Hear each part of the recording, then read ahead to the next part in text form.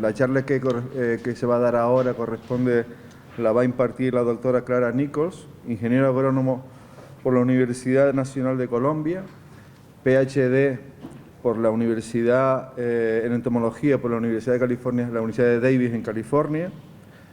Ella es actualmente investigadora y catedrática de Desarrollo Rural Sostenible en Latinoamérica por la Universidad de California, por la Universidad de Berkeley en California. Y además es presidenta desde el 2013 de la Sociedad Científica Latinoamericana de Agroecología. Además es especialista en en control integrado de plagas, con muchas publicaciones relacionadas con el control de plagas y sobre todo con la relación de los agrosistemas diversificados en el manejo integrado de las mismas o en el manejo de ellas. Y en realidad lo que yo quiero hacer es mostrar ejemplos cómo nosotros usamos la biodiversidad en el diseño de fincas o de predios o de las explotaciones de los agricultores, específicamente en este caso para el manejo ecológico de plagas. Miguel mencionó mucho este principio y yo quisiera como ahondar un poquito sobre lo que es la biodiversidad y la diferencia que existe entre biodiversidad en un ecosistema natural frente a la biodiversidad en un agroecosistema, que aunque en los ecosistemas naturales, si ustedes tienen aquí muchos parques y todos son conscientes de que entre más diverso un ecosistema es, pues más estable es. Sin embargo, en un agroecosistema no es así. No es biodiversidad per se, es la biodiversidad que juega papeles ecológicos en el sistema. Y cuando hablamos de biodiversidad se refiere obviamente a toda la variedad y variabilidad de especies que mantienen el sistema en estabilidad, ¿cierto? Y aquellos elementos de la biodiversidad que juegan papeles claves en los procesos ecológicos, porque la agroecología es una agricultura de procesos más que de recetas. Nosotros, si comparáramos dos sistemas, y ustedes seguramente aquí tienen los dos sistemas convencionales y diversificados, en esos sistemas simplificados, esos sistemas carecen de esa biodiversidad funcional para su funcionamiento y es por eso que requieren de una carga muy alta de insumos químicos, casi siempre, o también con los ejemplos que Miguel mostró, mucha de la agricultura orgánica ya ha llegado a un nivel de convencionalización, es decir, que igual que este sistema mantienen el monocultivo y dependen de una cantidad de insumos externos. A lo que nosotros queremos llegar es a sistemas diversificados con la biodiversidad funcional que fomentan los procesos que permiten la estabilidad del agroecosistema, que son más o menos los que les voy a mostrar enseguida, que tiene que ver mucho con el diseño. Si nosotros tuviéramos, y ese ejercicio está incompleto desde nuestra parte, pero cuando uno viene del aeropuerto para acá, para esta zona, empezamos a ver mucha biodiversidad, ¿cierto? Todo el parque lindo que tienen ustedes aquí.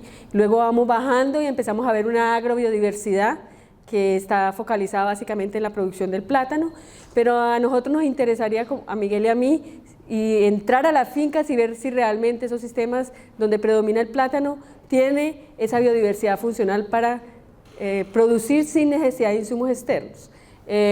Entonces, dentro de esa agrobiodiversidad pueden haber muchos componentes que es necesario evaluarlos desde una mirada agroecológica.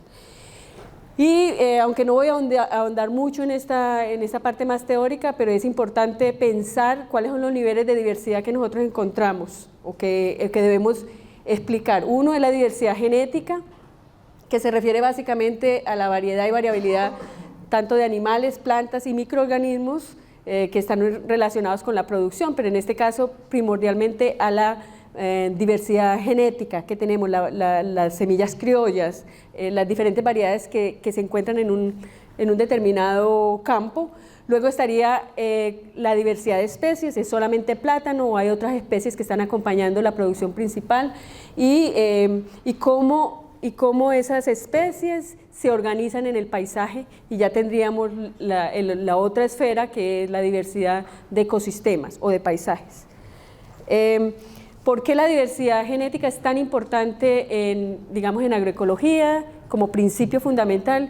Es especialmente para el manejo de enfermedades. Aunque no soy especialista en enfermedades, como lo dijo el profesor, yo soy más entomóloga, más direccionada a la parte de insectos, pero sí, uno cuando diseña un agroecosistema no lo diseña única y exclusivamente para manejar plagas, lo diseña para que tenga una estabilidad y tiene que empezar a aprender de otras esferas de la productividad, en este caso de la sanidad, y la diversidad genética cumple un papel muy importante para prevenir problemas de enfermedades, y muchos agricultores, especialmente campesinos, usan las variedades criollas porque han coevolucionado con sus ambientes y muchas veces esas variedades son más tolerantes a diferentes razas del patógeno. Para que haya enfermedades tiene que haber 3 condiciones. Una, que es el triángulo de la enfermedad. Una es un patógeno virulento que puede estar en el ambiente. La otra es alta temperatura y alta humedad, que ustedes lo pueden tener aquí fácilmente. Y la otra es básicamente un hospedero susceptible. Entonces, nos queda muy difícil manipular el patógeno porque el patógeno puede llegar en cualquier momento de estar en nuestras condiciones, y nos quedaría trabajar con los otros 2 elementos. El manejo de la humedad relativa y la temperatura, que les voy a explicar más adelante cómo lo hacemos, y el otro es el patógeno, el hospedero, perdón, que sea tolerante. Entonces, si nosotros tenemos una variedad mejorada, ¿cierto?, pero es muy susceptible al patógeno y tenemos alta temperatura y alta humedad, el patógeno puede devastar y causar epizote. Si nosotros mezclamos una variedad mejorada con una variedad criolla o tolerante, la probabilidad de que el patógeno aterrice en la variedad tolerante es 50%. A medida que yo incremento el número de variedades criollas, yo reduzco la probabilidad de que el patógeno aterrice en aquella variedad que es susceptible. Entonces, como el manejo agroecológico, tanto de plagas como enfermedades en agroecología, es preventivo, el uso de variedades criollas es fundamental para evitar los problemas, porque nosotros manejar el patógeno no tenemos cómo. Ahora, manipular las condiciones de humedad lo podemos hacer con podas, o sea, especialmente en sistemas perennes, lo que se hace básicamente en frutales, o en viñedos, o en manzanos, en muchos cultivos es abrir, o inclusive en cafetales, abrir ventanas de circulación para bajar la humedad relativa y evitar que las enfermedades se desarrollen. Pero creo que esta es una estrategia fundamental que muchos pequeños campesinos la hacen por muchas otras razones, pero que nosotros, desde el punto de vista de la sanidad, lo sugerimos. En el punto que más me voy a detener es en la diversidad de especies, o sea, en los diseños de cómo utilizar diferentes plantas para poder tener una mayor estabilidad.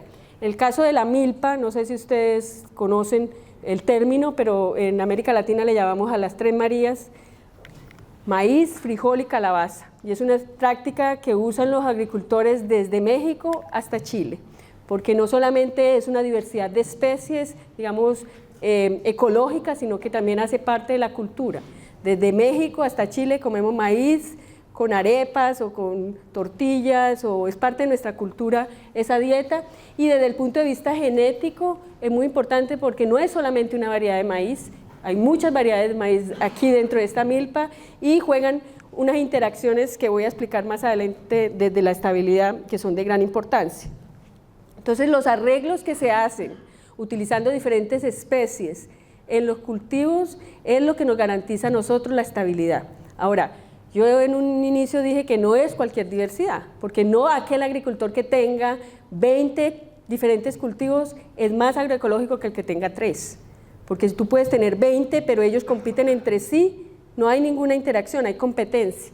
Mientras que el que tiene 3, en este caso maíz, frijol y calabaza, hay una interacción ecológica. Por ejemplo, el frijol fija nitrógeno que lo aprovecha el maíz, el polen del maíz atrae insectos benéficos que controlan las plagas del frijol y de la calabaza, y la calabaza, cuando llueve, la hoja se lava y caen sustancias tóxicas, en este caso alelopáticas, como Miguel mencionaba, que inhibe el crecimiento de malezas. Entonces no hay que usar fertilizante porque tienes el frijol no hay que usar pesticidas porque tienen los enemigos naturales que fomentan el control biológico, y no tienes que usar herbicidas porque no hay espacio, porque las plantas están ocupando el nicho que lo ocuparían las malezas. Entonces, los agricultores quizás no conocen la parte ecológica, pero conocen por práctica y por prueba y error, ellos van ajustando su sistema. Y yo siempre le digo a Miguel que nosotros vamos detrás de los campesinos entendiendo por qué funcionan el sistema, más que diseñando los ecosistemas que deben utilizar. Entonces, por esto el conocimiento campesino sobre la agrobiodiversidad es supremamente importante, y creo que el tributo que se le hace al conocimiento campesino y milenario es fundamental para el avance de la agroecología. Mucho conocimiento de cómo se siembran, por qué las siembran o por qué mantienen ciertas variedades.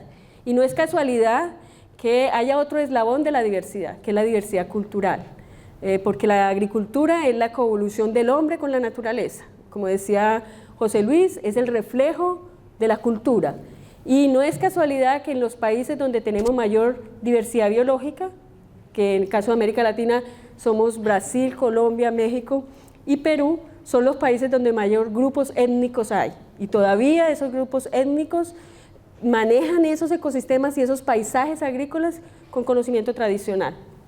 No quiere decir que la agroecología solamente se aplica a los pequeños agricultores, porque hay muchas zonas donde hay agricultores que no son milenarios, pero que tienen un conocimiento muy importante y son todos los días multiplicadores y experimentadores. Yo creo que es muy importante resaltar el rol que juega esa diversidad cultural en las prácticas que usan para incrementar esa biodiversidad, para mantener esa diversidad biológica. Ese es el caso de las mujeres rurales. En toda América Latina han jugado un papel supremamente importante. Yo en todas mis charlas hago un tributo a la mujer rural, especialmente en América Latina, donde el campo es totalmente muy machista y donde se ha invisibilizado el rol de las mujeres, pero sin embargo son las que más trabajo hacen. Muchas de esas prácticas, en este caso, ellas son conocedoras de mucha biodiversidad, y quiero resaltar el caso del Centro Secundario de Origen de Papas en el sur de Chile, en una isla que se llama Chiloé. Estas mujeres son mujeres indígenas, huilliches, que han mantenido, siendo Centro Secundario de Origen de Papa, han mantenido más de 200 variedades tradicionales, y lo han hecho manteniendo porque quieren entregar las papas a sus hijas cuando se casan, porque es una forma de mantener su tradición en la comida, su cultura, pero que hoy en día representan un gran patrimonio. Gracias a estas mujeres pudimos desarrollar 6 segregantes de papa resistente a la seca. En el año 2016, que hubo una seca en Chile dramática, y estas mujeres fueron las que realmente salvaron a muchos de otros agricultores. Entonces yo quería hacer esa introducción sobre cómo nosotros usamos la biodiversidad, y ahora entrar en la temática de cómo nosotros diseñamos los sistemas usando la biodiversidad. Bueno, se ha escrito muchísimo sobre la alarma que hay cuando nosotros reducimos la biodiversidad. Estas fotografías son tomadas en Quillota, en Chile, donde el boom del aguacate hoy en día es más o menos como aquí el banano, una cosa así explosiva, porque hay mucho mercado, porque hay gran demanda para exportación. Sin embargo, miren los cerros, son cerros donde ya han avanzado el monocultivo de una forma alarmante, donde carecen totalmente de diversidad, y lo más importante o lo más peligroso es que son sistemas supremamente vulnerables al ataque de enfermedades, al ataque de plagas, y son muy dependientes de insumos externos, ¿cierto? Y esa homogeneidad ecológica está estrechamente ligada a la problemática ambiental. Y esto fue en el año 1972 que salió un artículo donde prácticamente los investigadores estaban alarmando a la comunidad, diciéndole que la uniformidad genética era un peligro, y sin embargo, mire, esto fue en el 72 y estamos en el 2018, y sin embargo, la misma trayectoria de la agricultura de la Revolución Verde y la agricultura genéticamente inteligente o usando transgénicos continúa en la misma directriz usando grandes monocultivos. Pero esto no es solamente desde la agricultura convencional, esto pasa también en la agricultura orgánica. Y aunque nosotros aplaudimos el hecho de que la gente quiera estar en ecológico, también queremos hacer una crítica a esa agricultura ecológica que se ha quedado en la sustitución de insumos. Y esta es la simplificación de los paisajes, que también hace vulnerables a plagas, a muchas plagas. Estos son sistemas orgánicos en Chile, donde básicamente dependen de muchos, hasta 18 a 20, nosotros hemos evaluaciones en manzano y en arándanos, aplican 26 productos al año, muchos de esos productos que se contraponen, es decir, que cuando tú estás aplicando azufre para controlar enfermedades, ese azufre está afectando muchos de los fitoseidos que tú estás aplicando también para controlar plagas. Entonces, por un lado hacemos una cosa y por la otra la borramos. Y esa es la demanda que tienen de insumos externos y por eso los productos finalmente al consumidor llegan tan caros, porque el costo de producción es muy alto.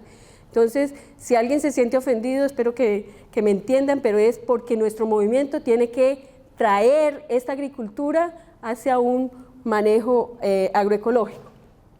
Y ya hay muchos, digamos, ejemplos que demuestran que esa simplificación de paisajes y plagas, la relación que hay entre la simplificación de paisajes y plagas es alarmante porque se incrementan las poblaciones de plagas y desafortunadamente se está eliminando los agentes de control biológico, y el caso de la pérdida de esos enemigos naturales puede costarle, en este caso a Estados Unidos, aproximadamente $58 millones al año, que cuesta en o reponer los enemigos naturales o usar algunos insumos biológicos que son muy costosos.